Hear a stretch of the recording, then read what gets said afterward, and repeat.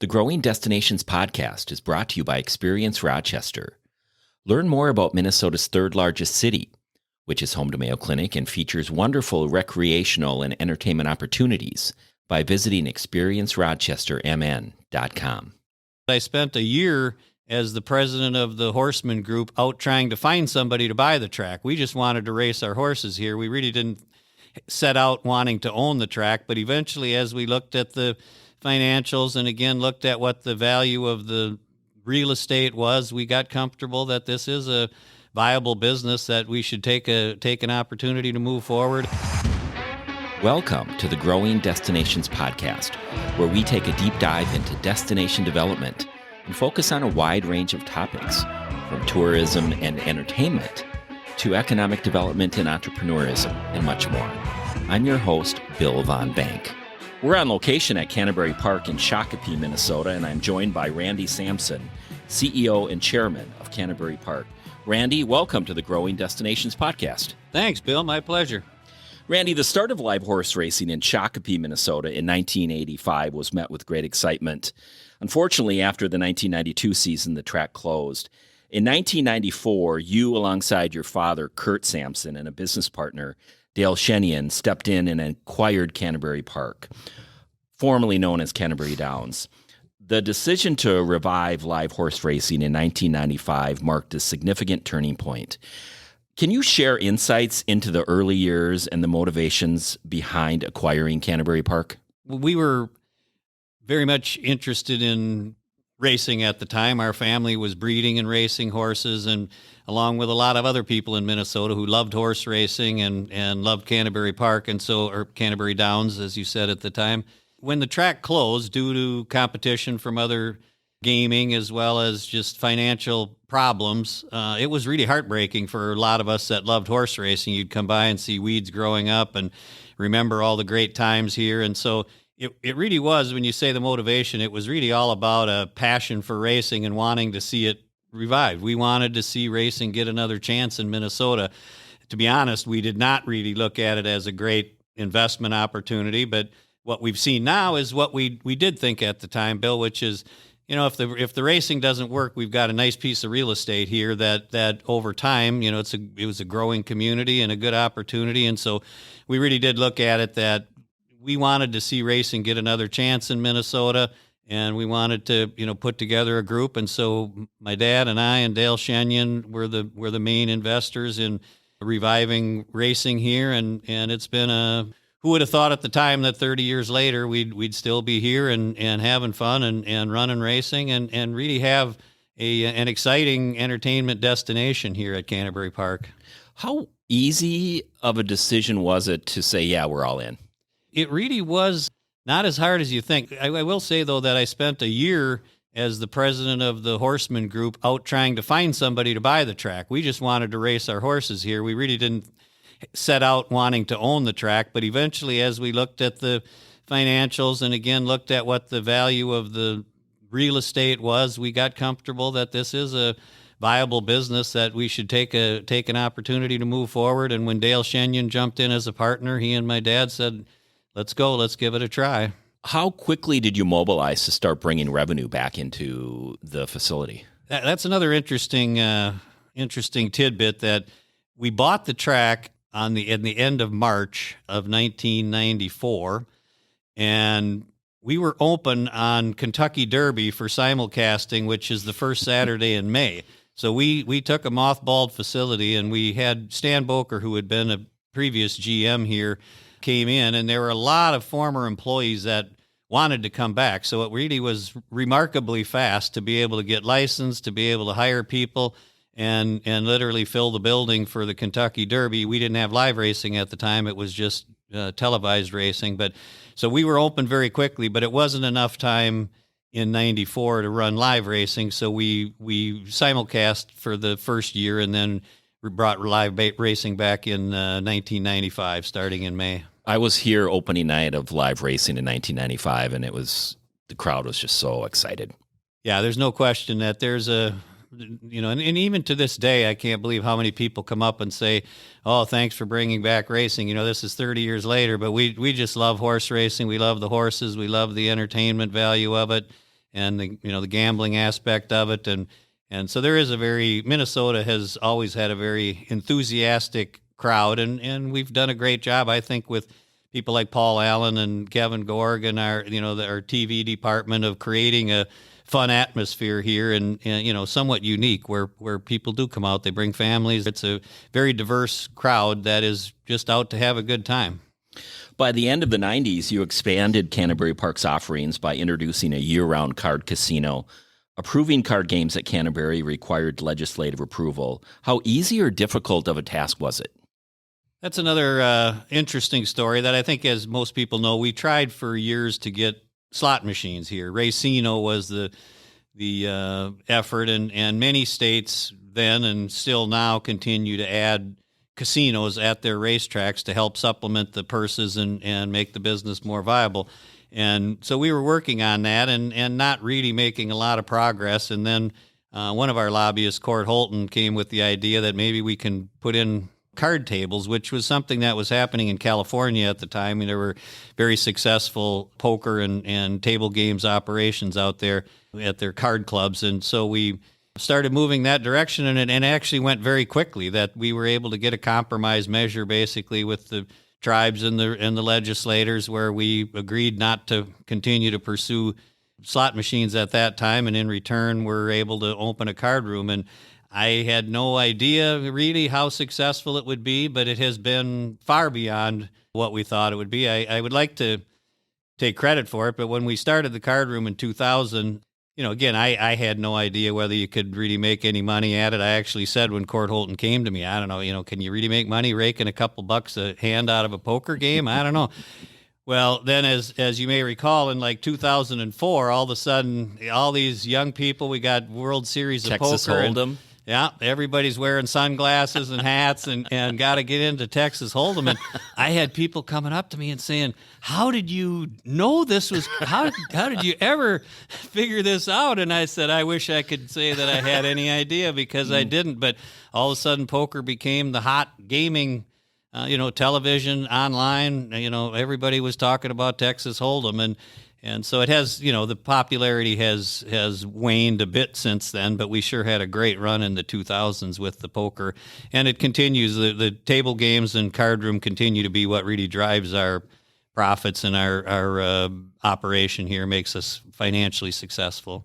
Live and special events have also been a cornerstone at Canterbury Park. In fact, you just hosted a snowmobile racing event at the track, which you've been doing for years. What other events have you hosted at Canterbury?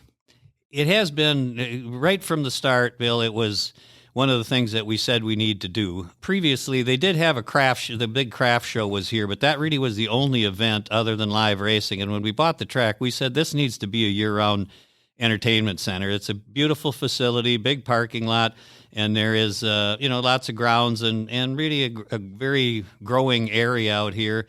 Safe, easy to get to. And so we really felt like that was going to be a big piece of our business plan going forward, is how do we fill this place up? And so we started doing concerts, including Lilith Fair with 30,000 people and Twin Cities Summer Jam we did more recently, and the number of large concerts and a number of smaller concerts. Those were a big boost for us. In addition to the craft show, we did start doing snowmobile races right away. That's been great. Now we got the Junk Bonanza. There's just a lot of events going on here year-round, and it really has helped grow our revenues, help put us on the map as an entertainment destination. And, of course, we'll be talking now about the Amphitheater coming, which also really expands our offerings and turns this into even more of a overall entertainment center. But it really has been a big part of our business, is how do we keep this place busy year-round and find unique events. The horse ski juring was another great event for us that a friend of mine came up and asked, have you ever heard of horse ski juring? I said, no. He said, well, you have a horse and they pull a guy on skis. And I said, down the track. And I said, never heard of it, but I love it. And this would be the perfect spot to do it. And we've had great success with that event. That'll be coming up here in February, and very popular. It's turned into a real popular event for us.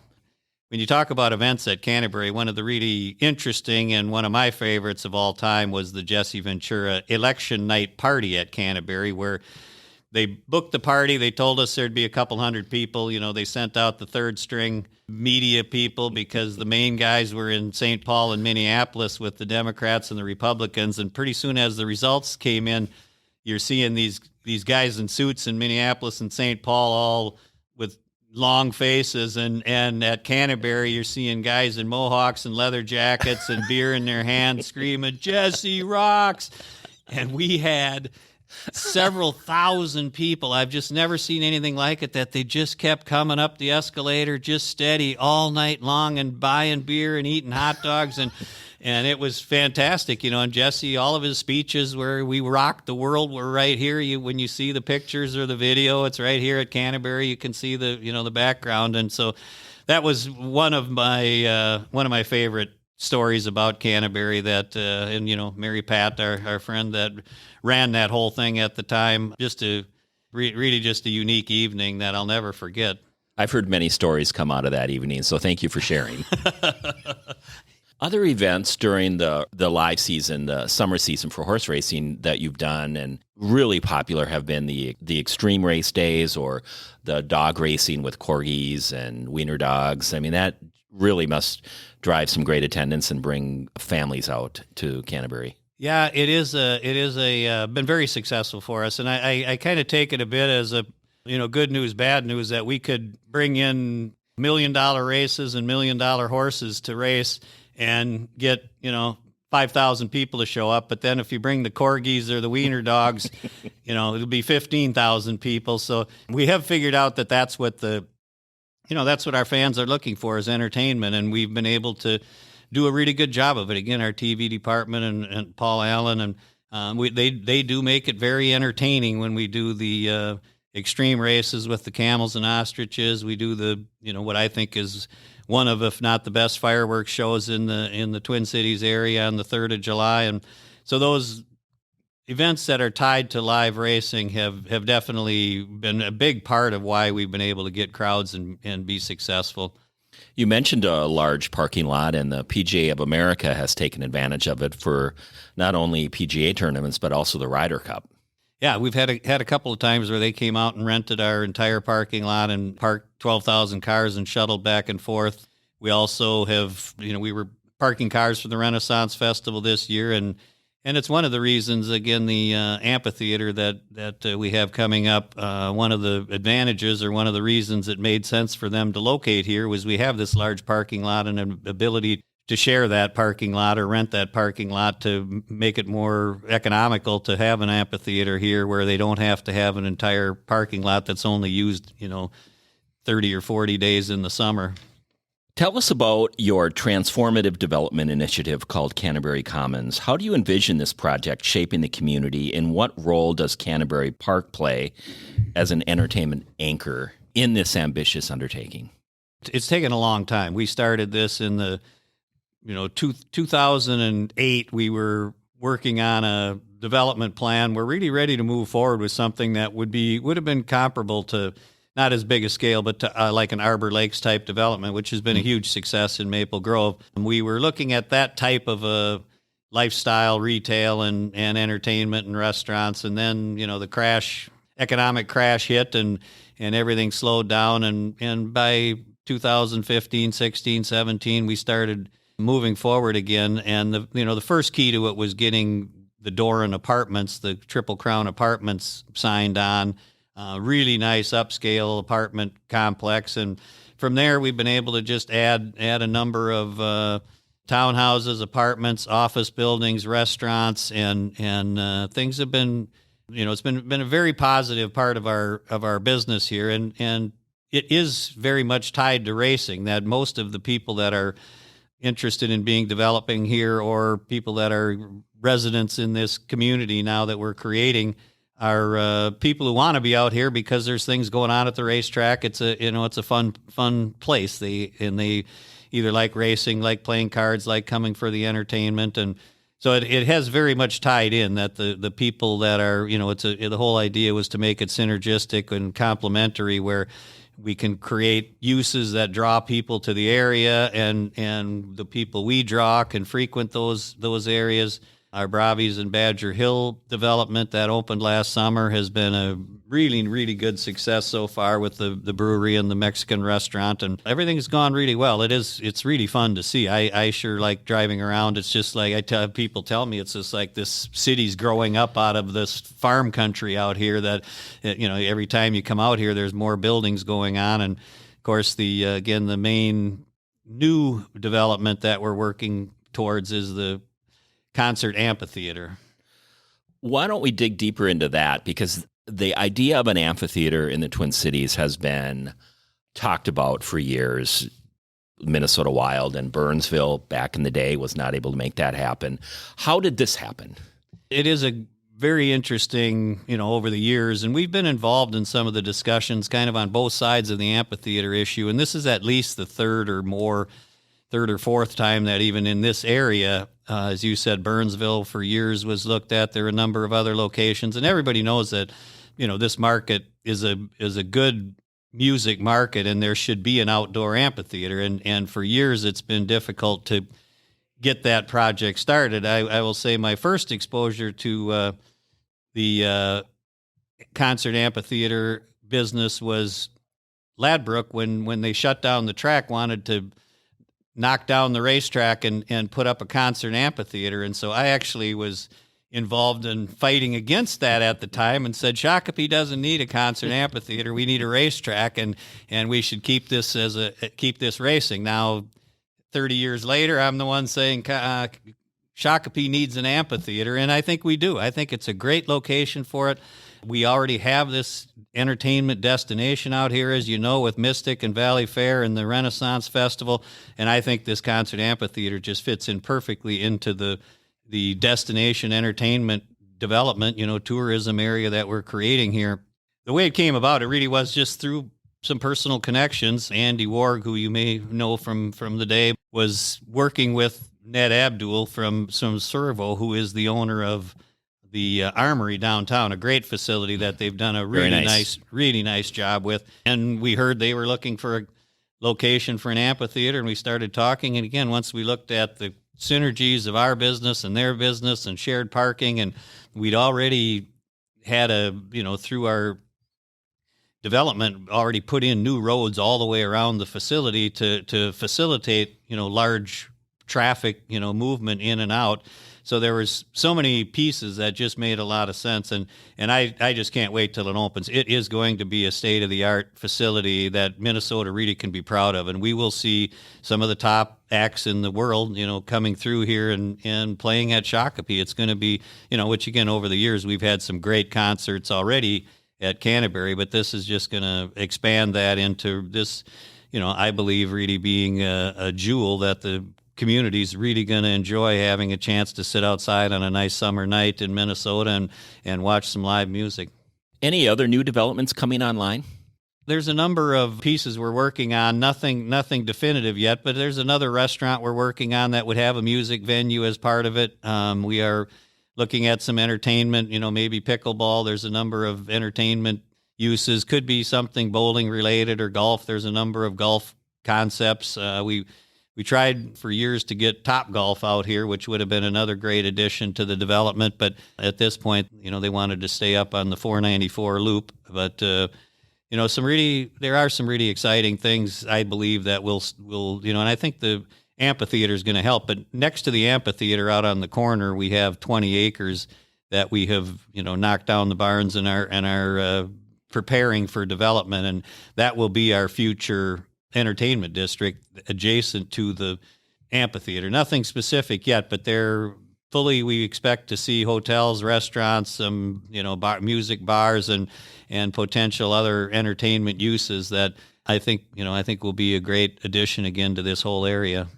Such a long time coming for this area in terms of your location. How many total acres does Canterbury have?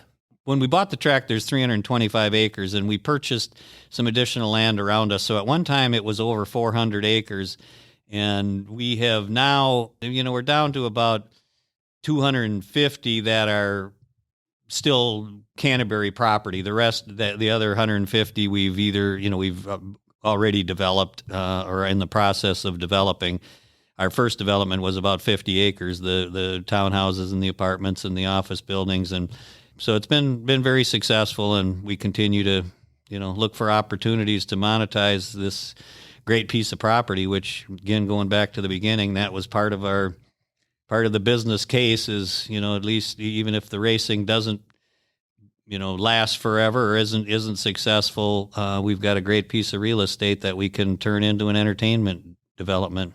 Speaking of racing, the Minnesota Racing Commission recently approved your live racing schedule for 2024. Can you share more details?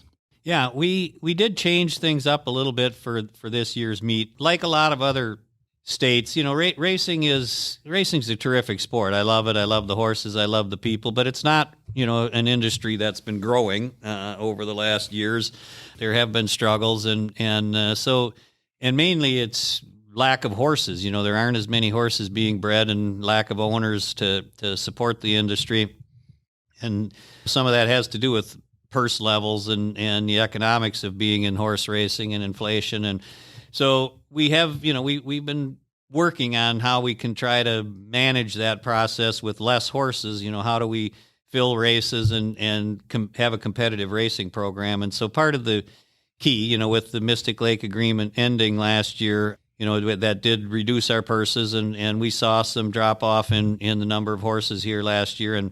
And so we are spreading out the meet. Actually, we're going to run all the way through September. We're going to start a little earlier, and as a result, and run less days per week, with the idea being that we can, we have to be able to manage if we have less horses here, how do we still fill races? And the answer is you got to just spread it out to run less races per week over a longer period. And I am optimistic that I think we're going to see things turn this year to the positive as far as handle and some of the racing statistics that we saw declines this year. We really are working on a plan of how to fix it. In the long run, we are going to need additional revenues to try to support horse racing. That's what we're seeing being successful around the country. Looking ahead, what are your aspirations for the continued growth and development of Canterbury Park? Real estate development is clearly still a good opportunity and something that we're going to continue to work on. And otherwise, legislatively, they're talking about sports betting. There's a number of options that we could pursue that could help us to increase our purses and be more competitive. Most states, as I mentioned, that have horse racing and are successful have some sort of casino gaming that helps to subsidize that. So we're going to continue to work with the legislature and the Racing Commission and our horseman groups and try to find, ways that we can expand racing here and potentially our gaming. Obviously, we'd love at some point to be able to have a casino here. There's no question that has been successful in other states. I mean, we do have a card room, casino, but the slot machines or gaming machines is not something that we currently have the authorization for, and it certainly is something that in the long run would, again, really turn this into a great entertainment destination if we could add, some additional gaming options, including sports betting. That could be a nice boost for us too. We have already racing on horses, obviously, and so it'd be, in Vegas when you go to the race and sports book, they're all together because it's it's a business that, is very compatible to have those two together. More than likely, that bill will be taken up again this year, the sports betting bill. What provisions would you like to see in the bill?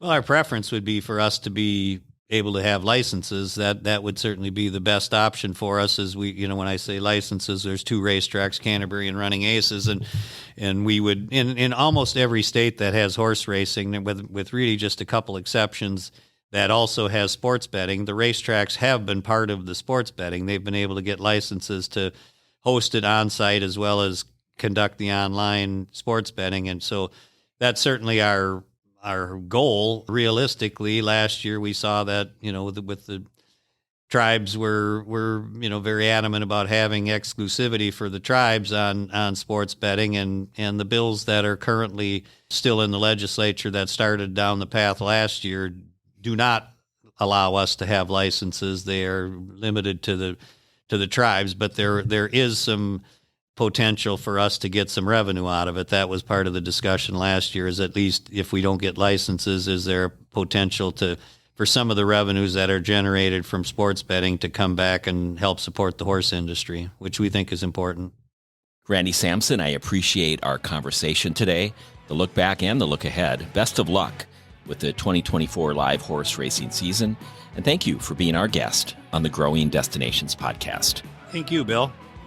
Thank you for tuning in to the Growing Destinations podcast, and don't forget to subscribe. This podcast is brought to you by Experience Rochester. Find out more about Rochester, Minnesota, and its growing arts and culture scene, its international culinary flavors, and award-winning craft beer by visiting experiencerochestermn.com.